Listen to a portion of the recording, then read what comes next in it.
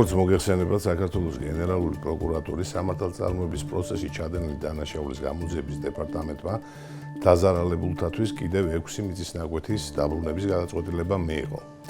ჩატარებული გამოძიებით გადამოწმებული იქნა როგორც ქონებაზე საკუთრების მოპოვების კანონიერების, ისე საკუთრებიდან ქონების უკანონოდ გასვლის თითოეული ფაქტი. ჩატარებული იქნა ხელახალი სრულყოფილი და ობიექტური გამოძიება და შესაბამისად მიღებული იქნა გადაწყვეტილება, რომლის თანახმად დეპარტამენტი შუამდგომლობით მიმართავს სათანადო უწყებას, რათა მოხდეს დაზარალებულებისათვის სიმბოლურ ფასად მათი კუთვნილი მიწისნაკვეთების დაბრუნება.